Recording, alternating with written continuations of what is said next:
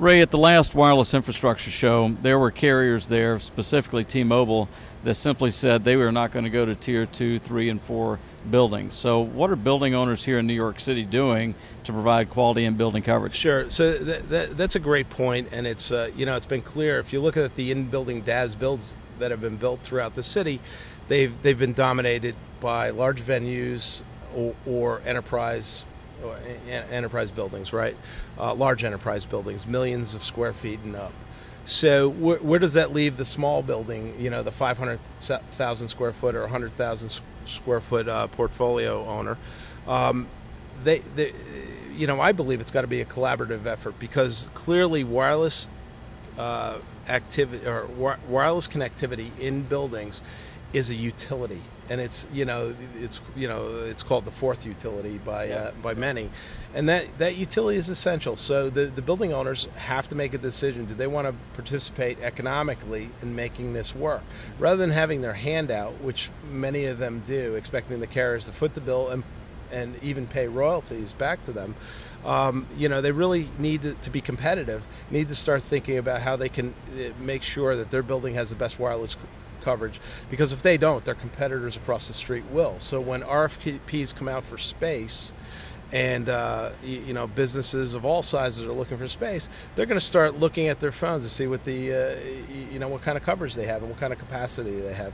So it's incumbent on everyone in the industry to collaborate and co-invest to make this happen on these next tier locations. So you're effectively saying that there is a digital divide. You got the buildings that have it and the buildings that don't have it. Sure. And if you're a building owner that doesn't have it, do you think ultimately they're going to have to pony up and participate in investing in the system just like they do the HVA system and the elevator system? Yeah, I don't think it will happen any other way. I mean, there's just the carriers don't have enough capital. I mean, think about it. New York City has 600,000 buildings. 1 million parcels of land, and every one of those buildings, residential through large enterprise, needs coverage, right?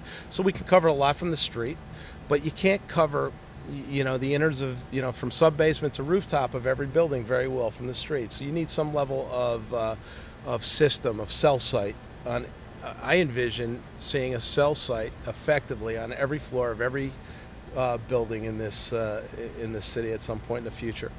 Now, to accommodate that, you need economies of scale to lower the cost, right? As I said, it's incumbent on all of us to work together to lower the cost and increase the service.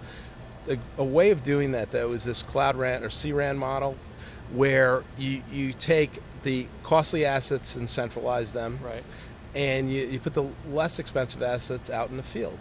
So if, let's say there's 10 100,000 foot boutique hotels that are being built in the city.